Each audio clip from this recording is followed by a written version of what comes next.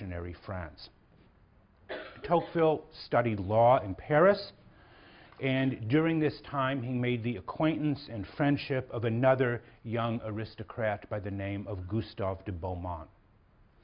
And in 1830, for reasons that are not altogether clear, when he was 25 or so, in 1830, the two men received a commission from the new government of Louis Philippe, King Louis Philippe, to go to the United States to study the prison system there. The trip to the US was occasioned by a grant, you might say, a fellowship to study the American prison system. Tocqueville's journey to America, which has been extensively documented, lasted for just under a year, from May 1831 to February 1832. And during that time, he traveled as far north as New England, south to New Orleans. Yes, he was in New Orleans, and went to the outer banks of Lake Michigan. The result of this visit was, of course, the two large volumes that he called Democracy in America, Démocratie en Amérique. The first volume appeared 4 years or so after his trip in 1835, when its author was only 30 years old.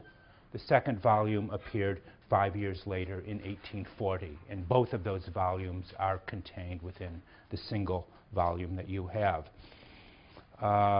Tocqueville's trip has been much studied and much admired, even just in very recent times.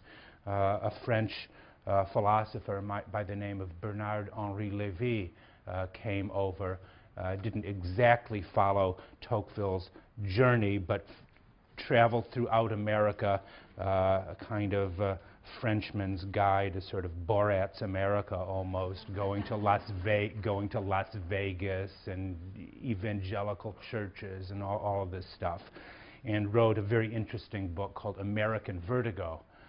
The most charitable thing I can remark is that he was no Tocqueville, but leaving that aside, it was an admirable effort. Democracy in America, to put it simply, is the most important work about democracy that you will ever read. To compound the irony, the most famous book on American democracy was written by a French aristocrat who might have been deeply foreign, if not hostile, to the manners, customs, habits of a democratic society. And from the time of its first publication in 1835, the book was hailed as a masterpiece. John Stuart Mill called the book a masterpiece that has at once, he says, taken its rank among the most remarkable productions of our time. Tocqueville has come to take his place, alongside of Washington, Jefferson, and Madison, almost as if he were an honorary American. And as if this were not enough, a recent translation of the book was recently inducted into the prestigious Library of America series, which seems to put the stamp of naturalization on a book written in French for Frenchmen, and yet it is part of the prestigious Library of America. As Tocqueville might have said, you know, go figure. I don't know how to say that in French, actually, but there is a textbook image of Tocqueville, according to which he came to America as a kind of blank slate, and the experience of American democracy had a profoundly transformative influence over the young aristocrat. But nothing, I would suggest to you, could be further from the truth. In a letter to his best friend, a man named Louis de Kergolay, whose estate is actually directly next door to the Tocqueville estate, in a letter to Tocqueville written just before the publication of the first volume of the Democracy in 1835, Tocqueville describes his purpose in writing his book in these terms. Let me read from his letter. Tocqueville writes, "It is not without having carefully reflected that I decided to write the book I am just now publishing. I do not hide from myself what is annoying in my position. It is bound to attract active sympathy from no one. Some will find that at bottom I do not like democracy and am severe toward it. But others will think I favor its development immoderately. It would be most fortunate for me if the book were not read, and that is a piece of good fortune that may perhaps soon come to pass. I know all that, but here is my response. Nearly 10 years ago, I was already thinking about part of the things that I have just now set forth. I was in America only to become clear on this point. The penitentiary system was a pretext. So, 2 points, I think, bear comment about this remarkable statement of his purpose to his friend Kergolay.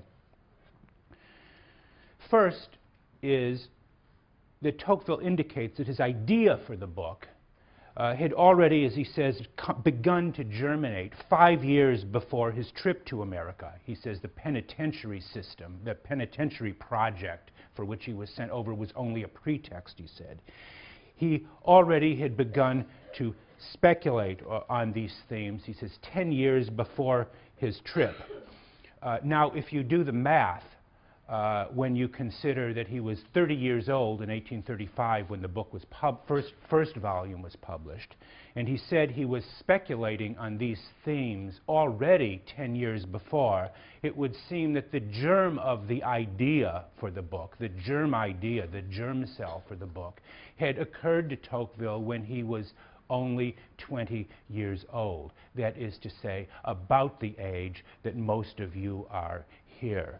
And he went to America only to confirm what he had begun to suspect when he was at the age of a contemporary undergraduate.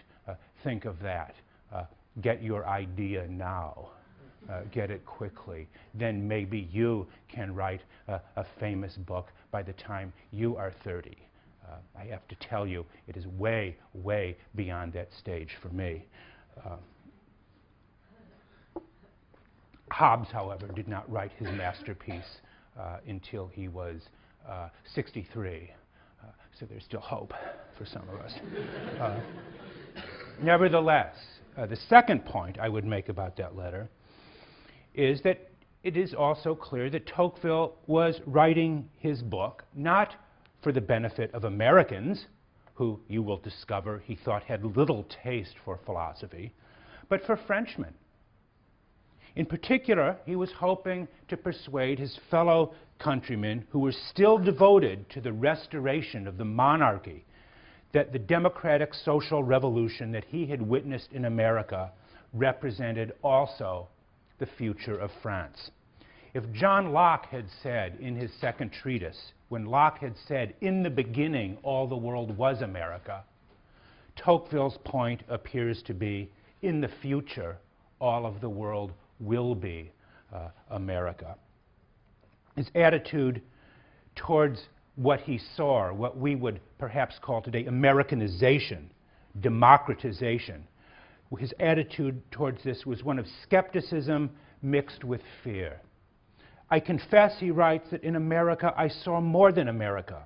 I sought there an image of democracy itself, or its penchants, its characters, its prejudices, its passions.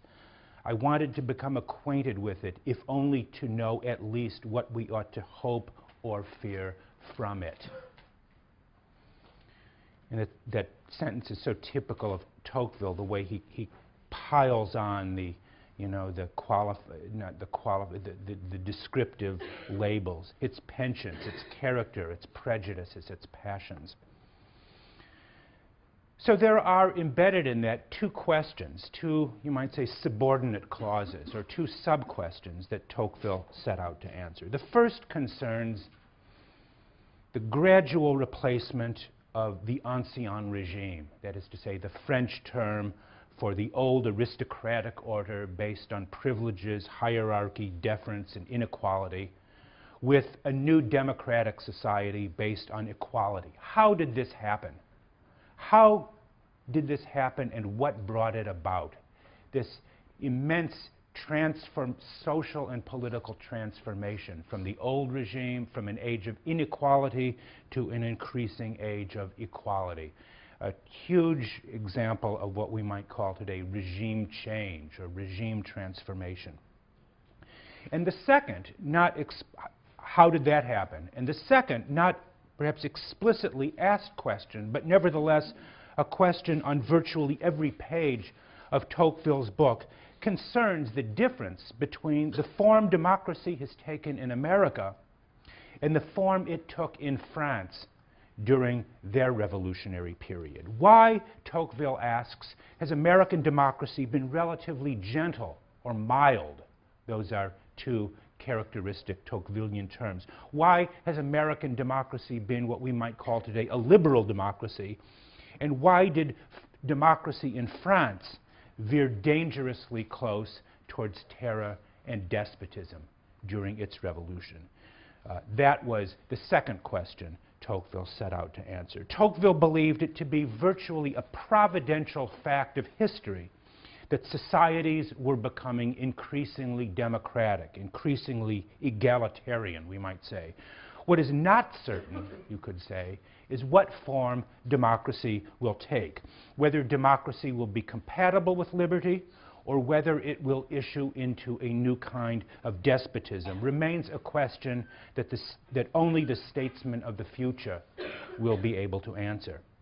And from these two questions, how did this transformation occur and what form will democracy take in the future? From these two questions, we can see that Tocqueville wrote his book as a political educator, that Tocqueville takes his place along with people like Plato, Aristotle, Machiavelli, and the others as a great political educator.